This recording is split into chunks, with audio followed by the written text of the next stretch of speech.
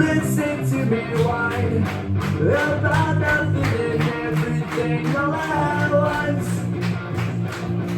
I am one of those melodramatic fools, neurotic to the bone, no doubt about it.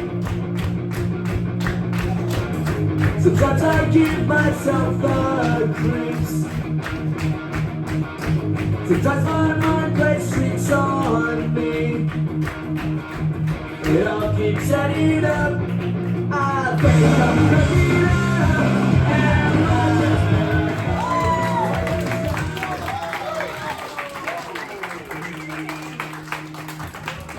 welcome to You Are That is quite possibly the most on rhythm we've been. And it wasn't terribly on rhythm. It was not, but it was more. It was the best.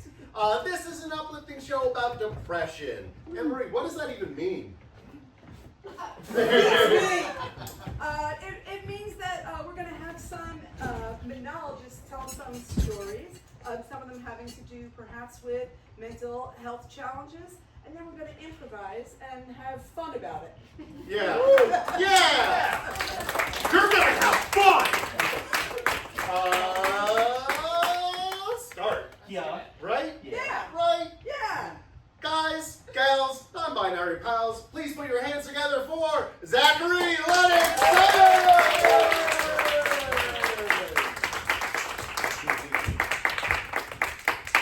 Hello. When I was 13 years old, I discovered my neighbors were nudists. This was very exciting news for me because I had a lot of questions about bodies. It seemed like everyone in my middle school class knew more than me, like I had missed a few lectures, and I was very afraid in the MS-51 locker room. Shout out MS-51. Anyone? No. Oh. And in the locker rooms, I started kind of dressing with the towel by the locker so no one could see my form, but I could see theirs a little bit more, and I could tell that I had more body hair than everyone else. There are a few wisps of mustaches and a little under the arms here and there, but I was already kind of doing a full sweat vest. And I know it's hard to remember middle school, but I think the primary instinct of everyone then is to not be noticed at all. You're just trying to kind of get through it, get to something else, and then that will be better. But I knew my shame, and my body hair was everywhere, and everyone was so clean, and I had heard other girls talking in my geometry class about, the muscles on certain guys, and you know, the make-out techniques of other ones. So I, in a fit of desperation to kind of remain anonymous, I borrowed my sister's pink razor, and I shaved my entire body from head to toe, thinking that I would be ignored completely. And I was, until Jonathan Soto grew 2 hairs right here, and it was the talk of the class. I couldn't understand it. Like, which way was the right way to body? Enter the neighbors. There's a husband and wife duo, very punctual about their nudism. From 4 p.m. to 7 p.m. when they would get dinner ready, they would disrobe, and they would just exist. I would watch them from my bedroom window, and I would see, you know, before that time period, you could tell the clothes were weighing on them. Their shoulders would tense, they kind of itch a little here and there, but at 4 o'clock, oh my God, the air in their lungs was full. I could see her watering the plants and like talking to them. The man was stretching in ways, and I could see the fat on the back of his legs kind of dangle, and that comforted me quite a bit, the fat on his man's legs. I also had a little bit of fat on the back of my legs, and I also had a little belly, and he had a little belly, and he had hairs that went all over, and I was like, I used to before I shaved them. I asked my parents once, I said, hey, do you know the neighbors across the way are nudists? And they said, let's not look. But I couldn't help it. There wasn't anything really sexual about my watching. It was purely educational because I wanted to know what bodies are supposed to look like without clothes. This is also like the early 2000s, so there was a lot of talk of exercise, which is code for just like being as thin as possible in a garbage society way. And I didn't really want to do that, but I saw my role models in my neighbors. One day, things took a turn when, as I was observing them and admiring, the man's lengthy hair that kind of, when you stretched, you could see even more in the crevices. He, as he was stretching, looked out the window and he locked eyes with me. I panicked, but I was frozen because I wanted to kind of see what he would do next. And he just gave a nod. Like a cowboy running hello to a farm boy as he rides by. He just kind of appreciated me for noticing him. And I nodded back. And then we continued in our little routine. Occasionally, him and his wife would look to see if I was looking, and I was usually looking between 4 and 7 to notice what was going on. And it was very educational, it was very heartwarming. I feel like a lot of my middle school experiences were made easier because I knew in my future what the bodies could be, and that, I wasn't very prodigious in dating in middle school, but I could tell from this guy, at least I had a role model, that he seemed happily married. They had a nicely structured nudist block of time. And that could be my future someday on 4th place in Brooklyn, New York. Eventually, someone bought the lot in between our buildings, and they built one of those ugly Fakakta towers in between. And I haven't seen them since, but I like to think that they're still there, undressing it for and relishing in each other's freedoms.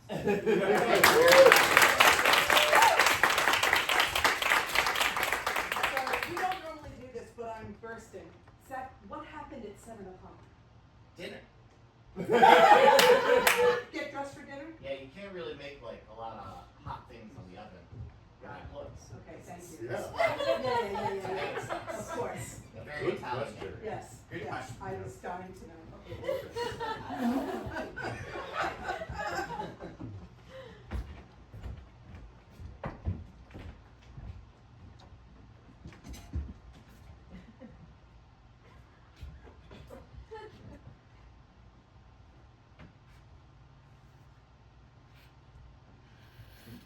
Well,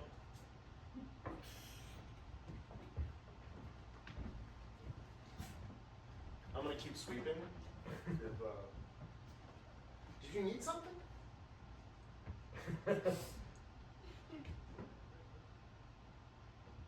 Okay, Timmy.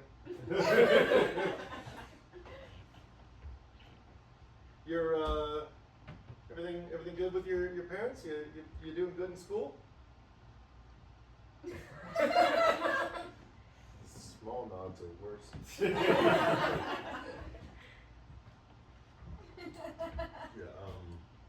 Yeah, oh, I heard that you were just got put on the basketball team. That's gotta be exciting, right? Yeah, you any good? Great stuff. Mom! Sorry I'm late from work. It was a long day. Yeah. Babe, the neighbor kid is so weird. Hey, Timmy. He's doing it. It's okay. I feel like it's mildly educational. I did get laxed because I kind of felt like he was going to be here, and he should know it goes both ways. Yeah. No, I got that. Believe me, I got that. Do you think that's why he's staring at us? I don't think he got here when I got here. Okay. I think he was looking at you first, which I also love to do, so I don't blame you. No, I get it. Well, I don't know how I feel if I'm his sexual awakening. It's a lot of responsibility. Welcome to a woman's world. I don't know. Fair, and thank you. Shoes. I always save my shoes for last. Hey, but it worked for Heather Graham and Boogie Nights, you know? Hey, Timmy, do you have any questions? Would you like to come in for dinner? Yeah. Oh.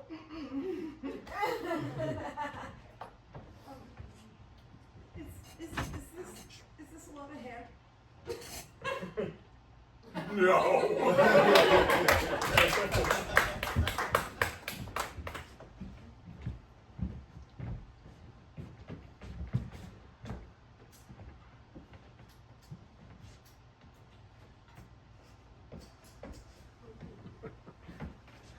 It's just gym class, guys. Just gym class. That's what they all say. Got any contraband on you? Clearly not. Yeah, that's what they all say. Clearly not. What are you looking for? Weed? I don't smoke weed. Got any weed on you? What about the edibles now? I don't do drugs. I'm in the 8th grade. I don't do drugs, okay? Oh no, of course you don't do them. Because you sell them. What? Don't get high on your own supply, isn't that the rule? First rule. First rule of drugs. I heard that on The Wire. Your parents let you watch The Wire. Somebody watch The Wire? Yeah. Ooh, sounds like contraband to me. It's a really good show about urban decay. Well, that's true. That is true. I have to go climb a rope. Are you guys... We're gonna watch. This We're is gonna watch. weird. Yeah. Why are there security guards in the school? Hey, I got an idea. What if you wore a wire for us? To watch the other kids. I'm not a snitch.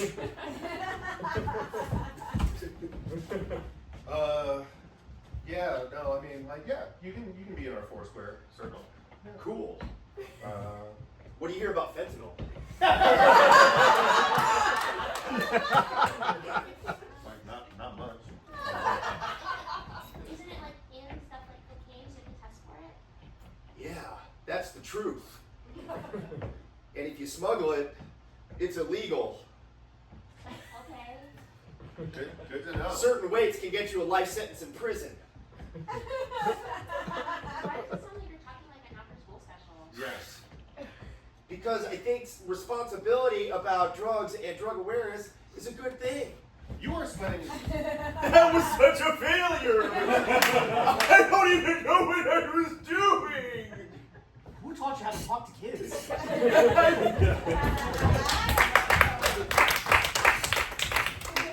We are here to read the last will and testament of one James Ferdetti. Also, shout out to MS51. Really great school to learn. Learn in. I know this is a very sad day. We'll begin with the larger assets. The house will go to Annemarie. Cool. And this whole one had a lot of great clubs. I was in the fashion club. Are you sure that's right? Because he promised No, me... I was in the fashion No, club. no, no. The house, when on his deathbed, and just real quick shout out to Dr. Schwartz over at Brooklyn Methodist. Really great guy. Thank you. So good. Yeah. Thank you. You know, I'm But sorry. James said on his deathbed that he was going to give me the house. And I'm sorry for you and happy for me. Shout out to my realtor! Johnny Klein! Throw it back! That's so fun. I'm sorry, that's what it says. And Okay. I was the treasurer. Shout out Fashion Club! Ah! The car. The car's going to Candice. Okay, good. Shout out to my boyfriend! Work for life! Well, baby, loves to drive. Love that. Okay, let's just keep going. What of course. And shout out to the funeral home for having us, you guys. Please keep it down. This is the loudest will reading we've ever had here. We're all giving shout outs. Someone is dead. Shout out to this guy. Shout out to Hey, go on with your bad selves. Alright. Anybody need anything? House, maybe?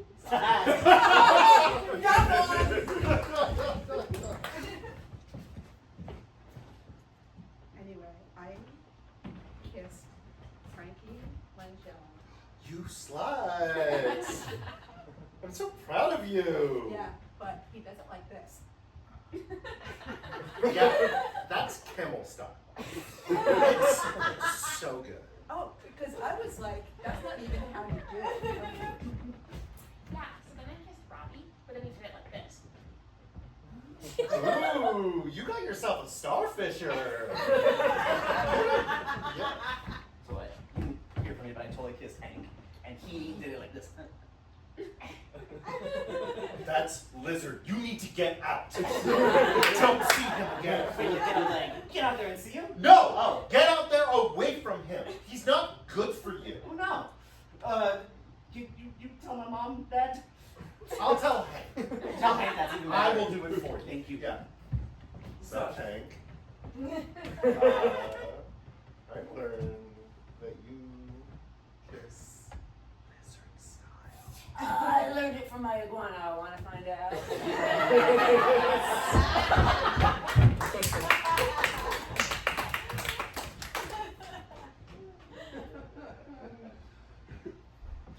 All right, time for your weekly head-to-toe shave. Okay, great. Olympic swing. Okay. Thank you. Thank you so much for taking Yeah. care of me. It's cool. I mean, Jesus. the best $100 a week I make. Oh. Okay. First, start with just like the buzzer, and then I'll get like the razor involved. But Awesome. still seeing that girl. Oh, yes, I am. What does she think about the She complete? loves it. She's all over me on Mondays. She calls it Smooth Monday. I feel like we could like come up with a better name. Well, Manscaped Monday. I'm not about to correct her correct affair. her. Yeah. I have never dated, so I am not the person to give advice.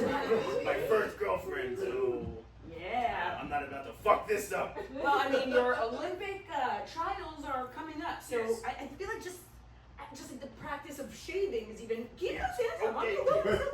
Is like part of the process now, like meditation. You know, I could be one of your coaches. Maybe you want to put me on payroll. Well, I was actually, that's actually funny you said that. I was thinking about going up to twice a week. Pause the class, the glutes. Yeah. Thinking about going up twice a week. Twice a week, yeah, Sundays and Wednesdays. What do you think of that? I'm so in. We could try different razors, different days. Cheryl, I overheard you with your last session. Are you happy here? Do you know how much money I make? Yeah, $100 a shave. Yeah, and I see so many body types. Writing a screenplay. You've got so much going on. Thanks, I'm really looking forward to this finishing session. But you know, I gotta say, I'm a little sad because I heard that the shaving was the best $100 you made. Micro pinching is so good for the lymph nodes and skin circulation. Yeah, but do you love it less than you love shaving?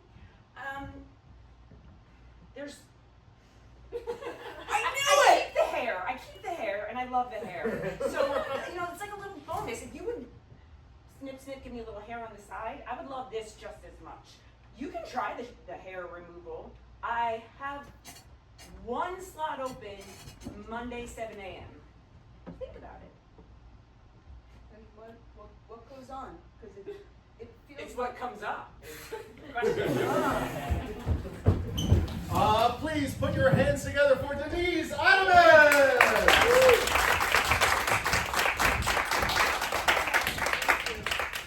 Hi everyone. Alright, so picture this. You're lying in 10 feet of snow December. Your right leg feels like it's floating into space, and your left feels like it's an entrenched anchor. And your pupils are the size of chocolate chip cookies, because one of those sounds really good right about now. It's below 12, but your adrenaline makes the layers of fleece, nylon, and polyester feel like you're wearing a wool suit on the subway platform midsummer. The flashing lights could be dimmed a touch so you can see the falling snow better, and you take comfort in the sound of people crunching their boots around in the snow. Now, just a heads up, you may think you're at some wintry rave and whatever you took just kicked in, but in reality you got hit by a snowplow and broke your femur. Thankfully, your friend driving the ATV is alright. He comes over to check on you, asks if you're okay. Your terrified boyfriend at the time runs to lay down with you and cover you in coats, scarves, and blankets. You could cry, you're so happy to see him, but you could also cry because you have a broken leg. The first thing I thought after landing from the crash was, this sucks and I'm good. Until I tried to move. So for those of you who have never broken a bone, I hope that misfortune never falls on you, as this was my first break. And I'll tell you, when your limb feels like it's floating away into space, it's probably broken. After a quick helicopter lift to the hospital, where I was given some drugs, popped into a few scans, underwent orthoscopic surgery, and returned to my bed, I was decently comfortable and very high, so that helped. So did Dorothy, Sophia, Rose, and Blanche. Thank you, Golden Girls, for being a friend. I think you guys were in my fever dream the whole time. The chaos of the accident died down, and I was in a hospital bed letting it all sink in. How was I going to get back home? Can I just grab a crutch and walk out of here? I just try to move. I can't move. I can't move at all. Prior to these series of unfortunate events, it didn't matter how I moved. Walking, cycling, running, climbing, dancing, jumping, leaping, even vacuuming. It just mattered that I could release some tension from my body, even if it was just a notch. Movement is my meditation.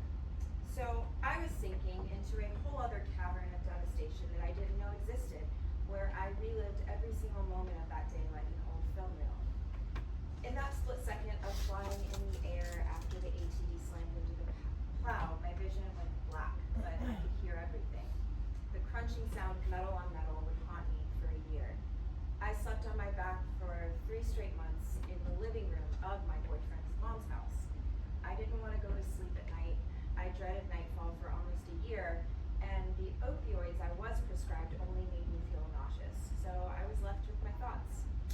Each night, I returned to that day where I'd ask myself, what if I just said no to this ATV ride? What if I didn't even come to Minnesota to begin with? What if I never met my boyfriend who took me to this place? After all, he was insistent on me taking the ATV ride so I could have a real rural Minnesota experience. But on my darkest days, I'd ask myself, what if I never survived? The what if scenarios ruled my thoughts, my dreams, and upon waking, I'd have a millisecond of relief thinking I was back home in my own bed, about to get up and walk my dog for her morning routine. I'd come to and I'd look out the window to see another below zero day in one of the coldest Minnesota winters in years. Every day snowed together, blurred together like a horror version of Groundhog's Day. I'd look over to the bedside table and saw all my pills I had to take that day,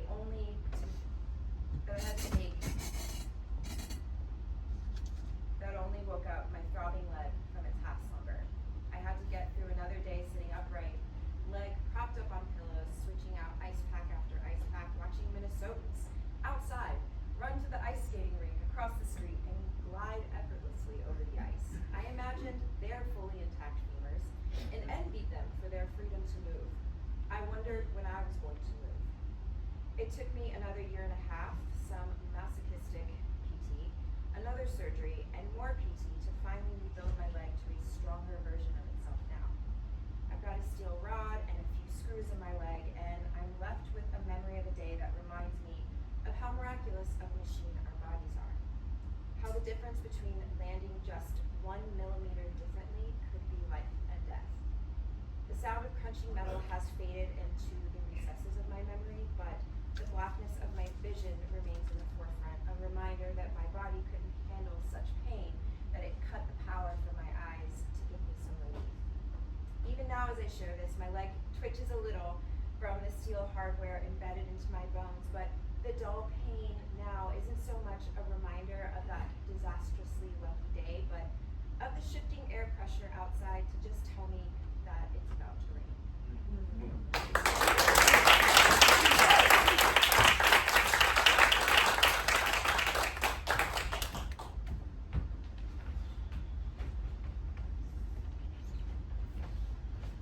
can't believe we've been snowed into this cabin for 3 weeks. Weeks. I think I'm like starting to lose it, man. Well, if you lose it, then I lose it. And if you lose it, then I lose it more. Okay, but if you lose it more, I'm gonna lose it more. Oh. So we got. Hey, Hey. we are. Hey, look at me. We are sane. Thank you for being a friend. Good question. Yeah. Do you hear that? You're what? What? Hey. What? Hey. Hi. Hey. Hi. Hi. Okay. You don't hear anything right now, other than my head in your head. would say. Thank you for being a friend. I mean, I hear the Golden Girls theme, but that's all it is. Yeah. Okay. But we're safe. We're sane. We're safe. We're sane. You sure? Yeah? Oh God, I'm losing it. Okay, well, if you're losing it, then I'm gonna lose it. Yeah, if you're gonna lose it, I'm gonna lose it more. If you lose it more than it, hey, no. Hey. We are safe. sane. Let's enjoy the fire we built. Hey. Yeah. Do you see that? The fire. Picture Sicily.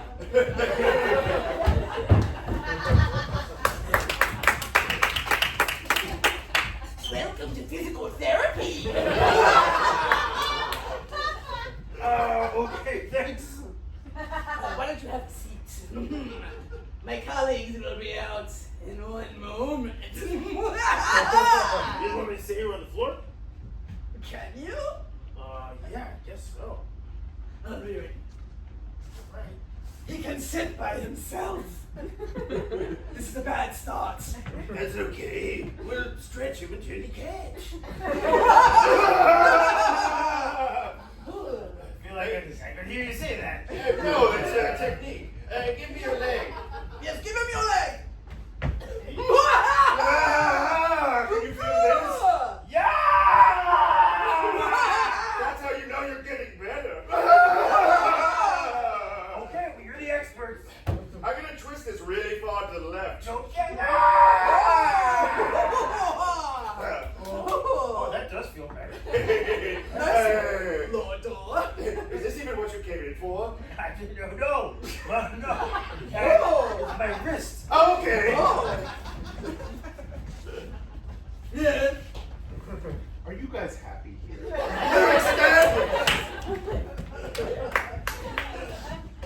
No, it's fine. Please let me on the plane. It's just the steel rod in my leg.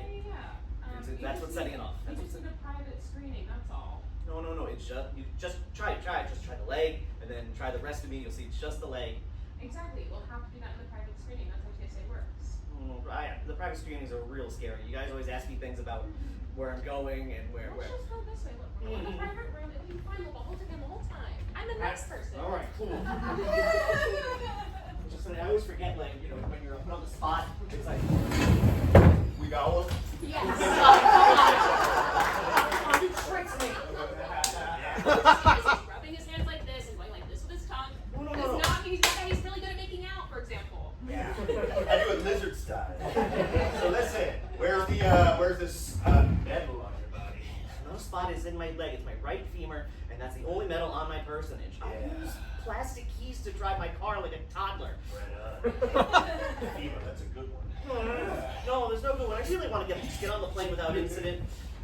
Okay, we're gonna start scanning your leg and asking questions about your childhood. Oh no, that's the worst. I'm the observer, so I'm gonna just film all of this. Oh, Yeah, put those arms out. So, I'm the student. I'm just watching. Exactly. Your first partner was someone from Minnesota. Why did you make that choice for your love life? I wanted, thank you. Thumbs up, yeah. All right. I wanted to, get more politically involved and just sort of see the country. They call it flyover country, and I always felt that was insulting. Wow. That's interesting. That's 1 point for getting on the plane.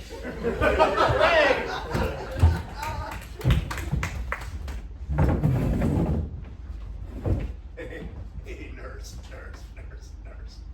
Can I get some more drugs? The drugs so far have been fantastic. But I'd like some more drugs. What other drugs do you have to give me? Well, if you ask for more drugs, we legally have to give you more. Nice! I have. Have you tried the morphine yet? That was day one, bro. I want the You new want top stuff. shelf. Yeah, I want Okay. top shelf. Well, this one, I don't know what the name of it is, but it glows blue. Nice. Put it in the IV. Has someone seen my Ecto Cooler? You know what? Maybe a little nip for old nurse. Go for it. Gino. You're gonna ask me a question? Fuck, man. Nice. Yes, that was it. Yes. How is your leg? I don't feel it at all. And it's great. Because I was in so much pain. Oh my god. When I was in the helicopter, I was screaming. Oh, but free helicopter ride. I know! Fun. I know! Fun. Okay, well, you need blanket. Here for the full body shave? Yep! This is gonna feel awesome.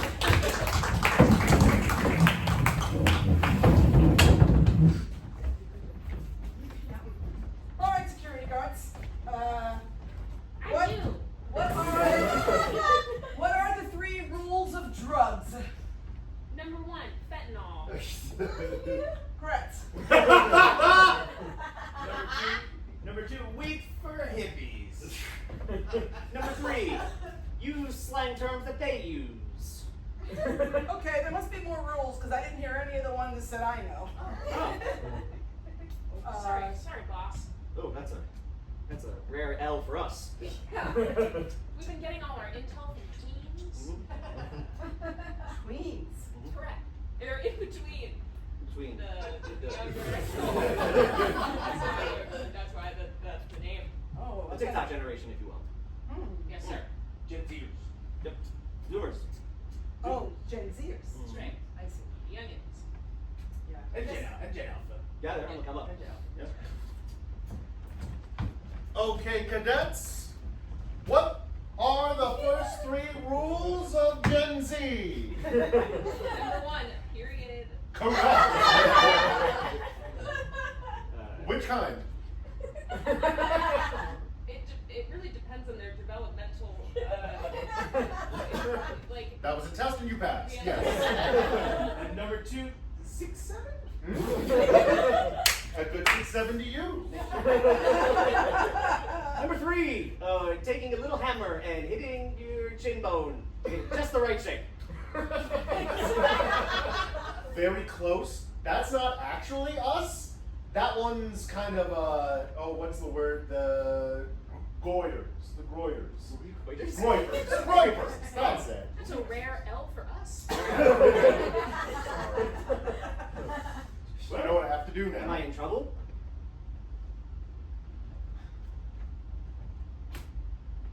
Oh, I must take back your Skippy toilet bag. I earned that in the trenches. I don't make the rules. In fact, I'm pretty sure no one does. All right, maker outers, name your animal and how they kiss. A moose.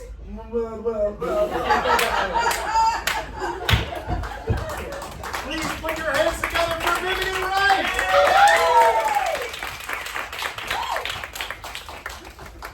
I was on my way to work, literally stepping onto the Q train, when a peeping ball of feathers just about crashed into my foot. Long story short, a 2.5-week-old baby pigeon ran right into my hands. Now, the logical grew up in Australia, so I understand not to get too romantic about animals side of me knew that this was not the magical cinematic moment that it appeared to be. It was just a tiny, hungry, dumb baby bird asking to be fed. But the broken-hearted, burned-out, disillusioned mid-30s woman side of me thought, oh my god, I'm a fucking Disney princess! A depressed, gritty, city-dwelling Disney princess, but fuck it, you're mine! So I took him home. At first he was called Birdie Sanders, because honestly, he looked like a little Birdie Sanders. And as I came to fall in love with my tiny, screaming, feathery baby, he became Smidge. Smidge and the pigeon. I fed Smidge by hand, breaking peas in half so that he could swallow them. I figured out how to essentially bottle feed him with a Ziploc bag, and I learned way more about pigeons than I ever expected to. And as he grew, Smidge became an unexpectedly excellent pet, like a lapdog or a feathery cat. Smidge would follow me from room to room. If I locked him out of the bathroom, he would coo outside the door.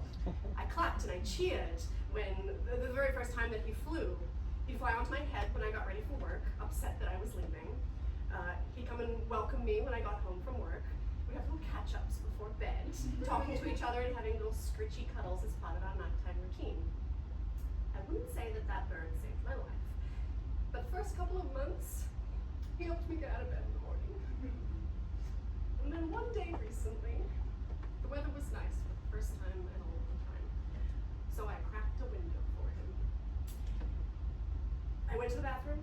I heard fluttering with a different kind of tone to it, and when I went back into my bedroom, Smidge was gone. And I knew, just in my gut with a witchy millennial certainty, fuck, I am never gonna see that bird again. And even though I knew on my witchy gut level that he was gone, I had to try to find him. I couldn't tell my friends he flew out the window. Well, did you look? No, because I just knew there was no point. So I wandered the neighborhood. He wasn't a very good flyer, so I figured he was probably just down on the ground, close by. I wandered the neighborhood, cooing, holding peanuts, sobbing. I was so dumb.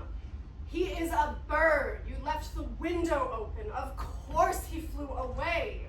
And I felt so irresponsible. I wanted to believe, as my friends were saying, he's better off. He's a wild animal. He'll join a flock and be happier. But I knew he had no survival skills. My little buddy got sad when I put my coat on in the mornings. He wasn't made for these mean streets. I was responsible for his safety. I posted a photo in my local neighborhood Facebook group. Hi, if a pigeon lands on your head randomly, don't freak out, he might be mine. I expected to be torn to shreds by the internet, people critiquing me for being a fucking idiot. But instead I got over 150 likes and care emojis and offers from kind strangers to help me look for him. Darkness was falling. Pigeons can't see in the dark. So I knew that wherever Smidge was, he was likely to stay there. It rained overnight. In the morning, I went out again. I expanded my circles around the block, walking in wider and wider circles, cooing and calling for Smidge. But then I got a sudden hunch. You know when you just know something in your gut, witchy senses? It was like a voice told me, no, go home. Look in your own front yard. And so I did. And I started noticing feathers, pigeon feathers, on the ground. So many feathers washed clean by the rain. And I followed a trail of them to the neighbor's yard. The neighbors who I knew had a very large, very panther-like outdoor cat. To be clear, at this point I knew that Smidge was dead. There were too many feathers. And it made sense. My little buddy hadn't flown out the window to freedom. He'd done exactly what I thought and expected him to do. He fluttered down to the ground and immediately been caught. So at this point, I'm just bracing myself for a broken, feathery carcass. I almost stepped on him. I was expecting the feathery body, but instead I found just the ribs and wings picked clean. It was gothic in its horror. Just enough meat left on the tiny, angelic little bones for me to see that they were bright red, like freshly eaten in the last couple of hours. I was a little dumbfounded, honestly kind of impressed, like upset, but what an incredible reminder that even in the concrete jungle, nature is nature, and it is brutal and fierce, and God, I feel good.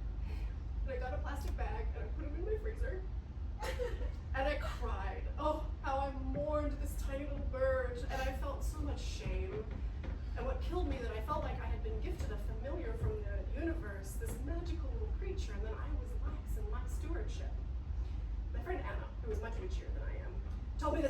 familiars will sacrifice themselves to keep their person safe. And I wondered if Smidge was sent to me from the universe for just those few months to get me through the winter.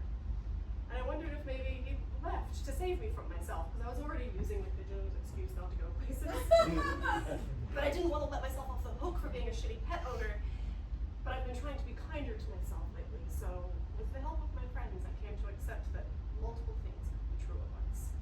I could admit that I fucked up and pulled myself accountable, and I could grieve and appropriately mourn my little friend, and feel ashamed for and learn from my mistake. And I could allow that I gave that bird an extra couple of months of life, and it was a good life. And I could believe that he was a gift, but just a pigeon, who the universe gave and took at exactly the right time. And I could forgive myself and be thankful that I got to meet them all. And then a woman messaged me on Facebook. She had seen my post and she had found my pigeon.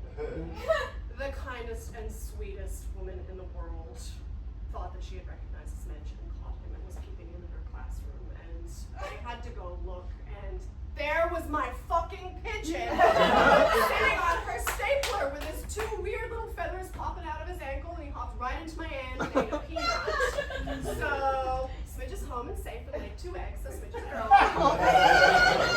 And I still have a dead pigeon in my freezer.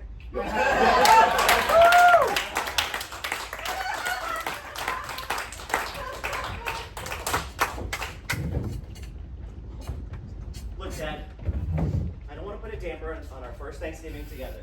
I'm just going to say, Bernie Sanders has a lot of good ideas. No thank you, socialists. Dad, come on. You have to understand that some birds are just more privileged than others. You know, one of these days you're gonna fly out of here, and you're gonna have. Oh, No, I'm with you, I sweetie. thought you were attacking. No, I was putting You were nudging me. I was putting the roast on the table. Listen, you have lived a sheltered life, so you don't know you've had everything provided for you. But that's not the way the real world is. Well, the real world could be better if we redistributed seed accordingly. Okay, what's going on? First of all, you're redistributing seed and you're eating all that. You're not my real mom! I am better. Let her say that? Do not talk to your stepmother that way.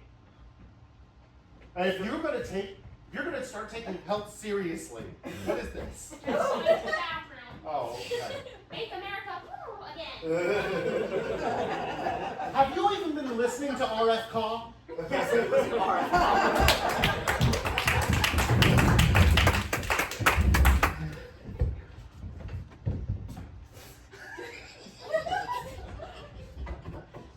Oh, all right, my sweet baby, it's bedtime. That's my good girl. Now, remember, we have giant bugs and crazy lizards here in Australia.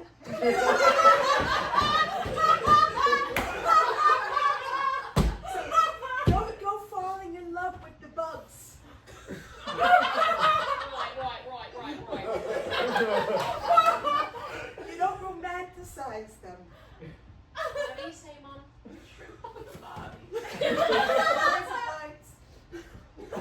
That's my good girl. All right. Right. Now, do you want to tell Mama what's in that box? Bedtime.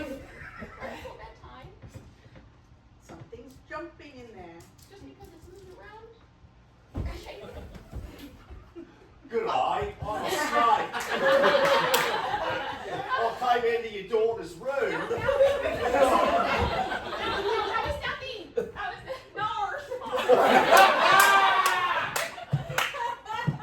That makes me safe. I'm sorry, Mom. I'm so embarrassed. Are you in love with this snake? Yes. I told you not to go falling in love with the creatures. I know you just said it, but and yet. Well, I'm so charming. Hello, friends. It's me, the big spider. No, it's fine. I'm offering to officiate. I'm embarrassed.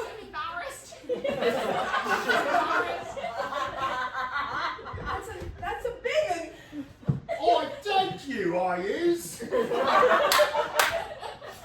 Animal control. stroll. I'm Australian. He's as Australian as the rest of us. Oh, yeah, there's a snake in here. I'm embarrassed. I'm Australian. Hello, I'm from the Australian Anti-Defamation League. And these accents are horrific. Technically, I hate crime against an entire continent.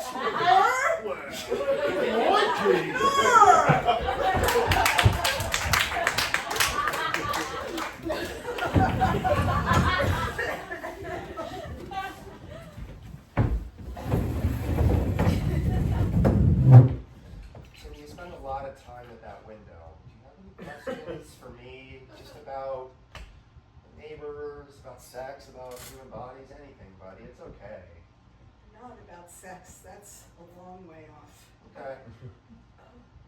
But I wasn't sure what normal bodies were supposed to look like Okay. on account of you guys always being dressed. Yeah. That's just how we were raised, Timmy. And listen, buddy, I gotta tell you, the neighbors, that's not what real bodies look like, okay? They're so hot. Like, really, really good. I mean, like, when they get naked, like, your mom and I have to just sort of stop ourselves. We understand why you're at the window all the time, because goddamn, those two, yeah, Jesus, holy shit. Excuse me, I know I shouldn't curse. I heard it in the other room. Real bodies look like this, like your bird mom. Oh, my bird MAGA mom. That's right.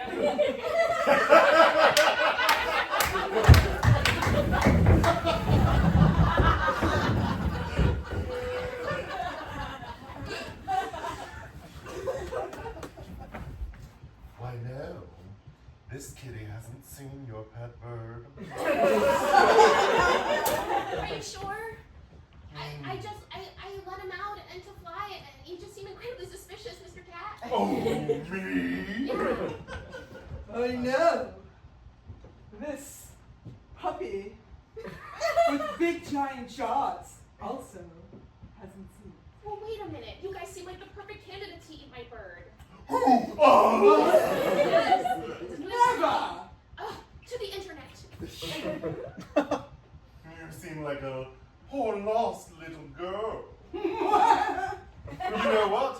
The best way to find a lost pet is by using another one. Perhaps if you have any other pets that Yes! you recognize it, send another pigeon out. See what happens. Haven't you a delightful little hamster running in a wheel? Ooh. Right, well, the only reason I'm going to do this is because the only message I got was from a bear. Bird friend number 2. Ghosted again. New York City pigeon. Hey, Ralphie. Ralphie from Harlem. Go ahead and say hello to my new friends. Hey, what's up? You got a problem here? I don't think so. I think we've got a solution. Why don't you come closer? Yeah. It's up to you, boss. We're doing an experiment. I want to make sure bird number 1 is okay. Cool. Oh, Benji From the Bronx. from the Bronx. Oh, I'm in. Why don't you look at the sky for a minute? Yeah. Fine. I'll kick the shit out of you. Oh, meow! Oh, good night. Oh, good night. Oh, What the fuck was that? He's just a pussy. Don't fuck with pigeons from New York City. Also, pussy is our. I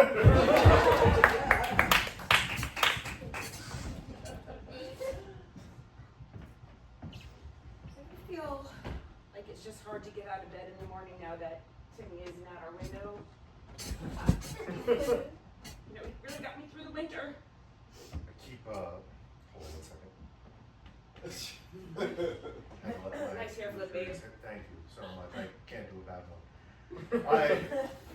I used to be off kilter when he'd stare, but became kind of comforted. Yeah, it's like, what's the point if nobody's What's the watching? point? Oh, I dropped my broom. Oh, nice bend-in snap. Thank you. Should we just put our clothes back on? Oh. Oi, it's me and the animal friends from Australia.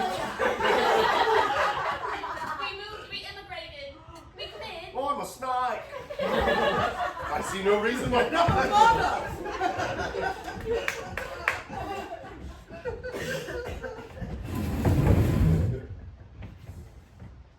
You have a fucked up femur on this plane too? Yeah.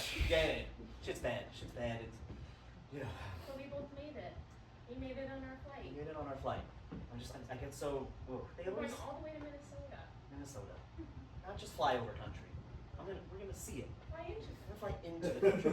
We're gonna see what they think and what they love and their poetry. Hey, you and me, buddy. Ooh, drink cart. Drink hard. Nice. Hey. It's a drink card. Physical therapy? All right, but it better be the most masochistic you've got on the deck. This is some fucked up femurs. Give it your best shot. This is pure American steel right here. Same, me too. All right. I'll be back momentarily with my colleague. I guess we're not getting any sprites. No, I guess not. I'm looking forward to some Midwestern Sprite. Lorax. Look, we've got a couple of femur fuck-ups. That's twisted delightfully. I guess we might as well. We're already en route to Yeah. Minnesota. Maybe this is part of the first class treatment. Yes, first class. Yes. Give me your leg, I'm going to twist it off of your body. Yes. How does that feel? Oh, You guys seem way too happy.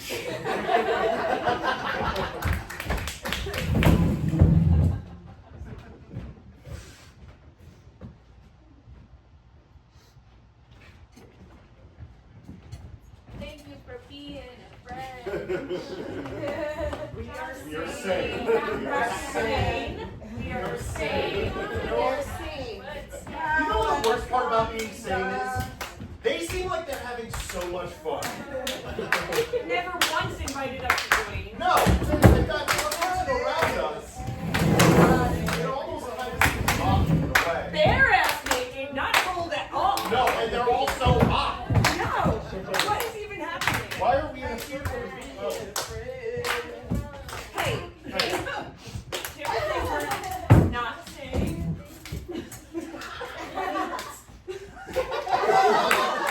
Now I know. That was the love.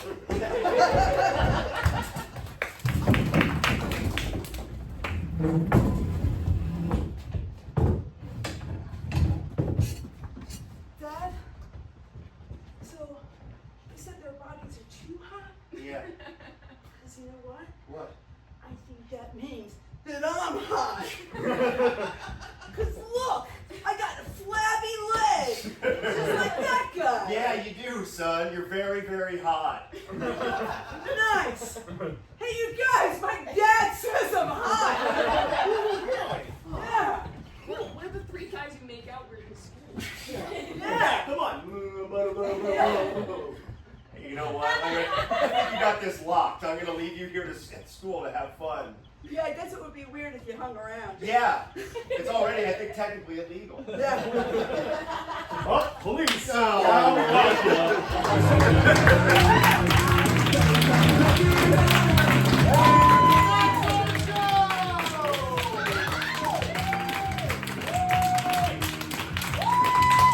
We have been!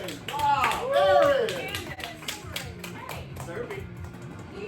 Bimini. Zach and Michael. Yay! We want to thank another Michael who's on house and another Aaron who's on tech.